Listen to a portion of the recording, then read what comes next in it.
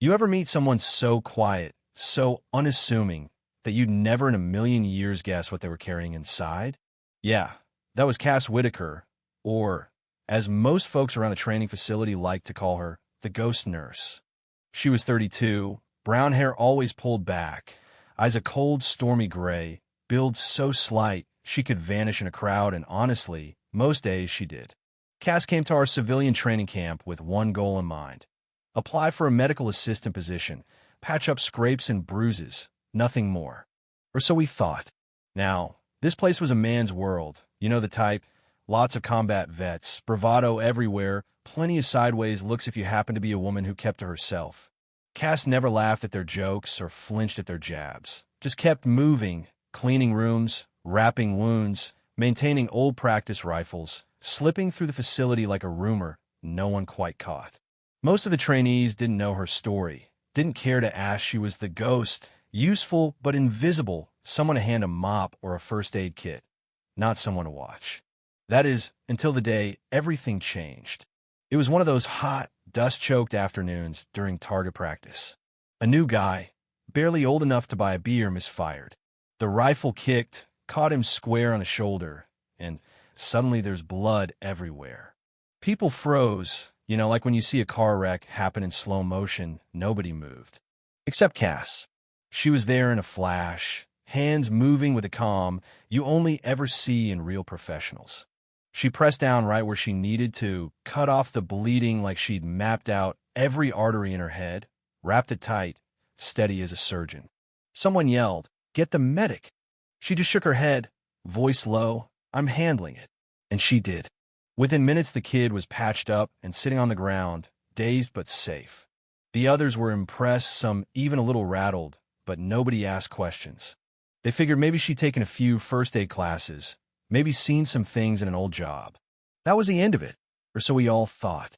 Sergeant Rodriguez, our crusty old instructor ex-Marine, voice like gravel and attitude to match, gave her a new nickname right then: Nurse Know-It-All.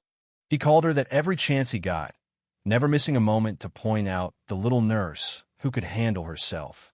Cass never responded, just nodded, kept her eyes steady, and did whatever was asked, but there was this patience in her, something that felt heavy, like she'd already learned to outweight the world. Late nights, if you wandered down the halls, you might find her alone in the med bay, quietly cleaning instruments or checking supplies, everything methodical and precise. There was this old military watch on her wrist. Never came off. Sometimes, if she thought nobody was looking, she'd run a thumb over it like she was remembering something only she could see. I once caught her staring at a faded photo in her quarters, an older man in dress uniform, sharp eyes, hint of a smile. Her father, I'd learn later. Jack Phantom Whitaker, the kind of name soldiers still whisper when they talk about legends: a sniper in the Gulf War, the best of the best, a ghost on the battlefield. Cass grew up under that shadow, mornings learning wind patterns and bullet arcs while most kids were still tucked in bed, her father whispering, "It's not about the shot, Cassie. It's about everything before the shot, the moment you decide what really matters." But that was her secret, never shared. After Jack Whitaker died 3 years back, Cass left the military, never spoke about it. She wore his watch, held on to his lessons, but swore she'd never pick up a rifle again. Or so she promised herself. The universe, though, it's got a sense of humor. A few weeks into the training, the facility announced a marksmanship test mandatory, even for the support staff. Meant as a team-building thing, to let off steam. Rodriguez strutted over to Cass with a grin, handed her a big old M24 sniper rifle, voice echoing across the range. "Come on, Nurse Know-It-All, show us what you got." The crowd loved it, betting she'd barely hit the target. Some even said she'd probably shoot her own foot. Cass just stared at the rifle, the weight of memory playing on her face then. With a deep breath, she stepped to the line. Let me tell you, something changed in that moment. Gone was the invisible nurse, replaced by someone who moved with purpose, like she was slipping into an old skin she tried to leave behind. She adjusted the scope, shoulders falling into perfect alignment, breath slowing until even Rodriguez went silent. The world seemed to hold its breath. Cass squeezed the trigger. The rifle cracked, echoing across the field. Spotters gasped she hadn't just hit the target at 300 meters. She'd drilled a hole dead center, cleaner than anything I'd ever seen. That's when old Sergeant Williams, who'd served with her father, muttered just loud enough for us to hear, "That's Jack Whitaker's stance." No mistaking it.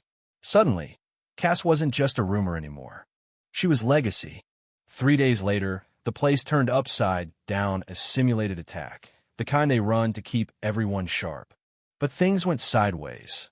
A squad of new recruits got separated during the evacuation drill, stuck in the East Building.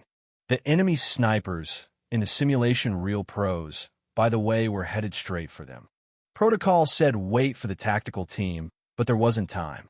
If those recruits got tagged with paint rounds at close range, someone could get hurt for real. Cass didn't wait.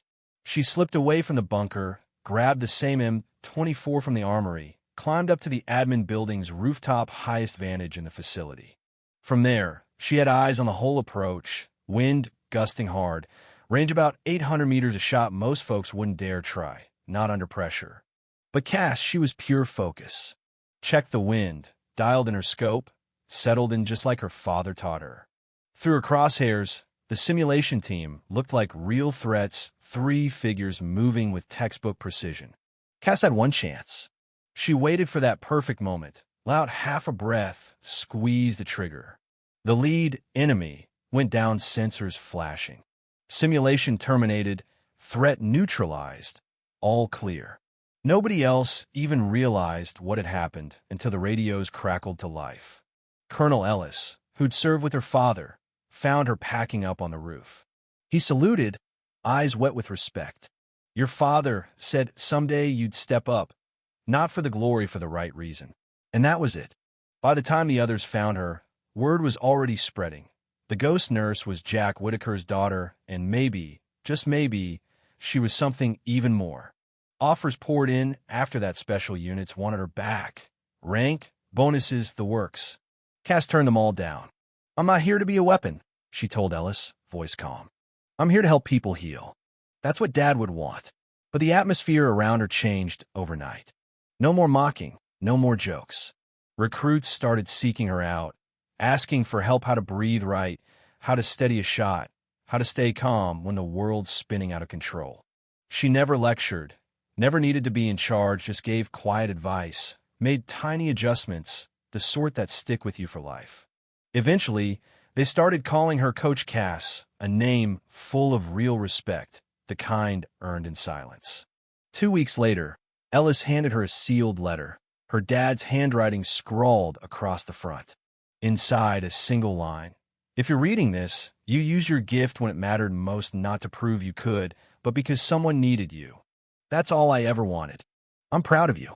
Cass sat alone that night, clutching the letter, her father's old watch ticking steady on her wrist, and for the first time in years, she smiled. So, tell me, have you ever been overlooked, only for someone to finally see you when it counted? Who believed in you before the world did? Drop their name in the comments, and let's give those silent heroes the credit they deserve.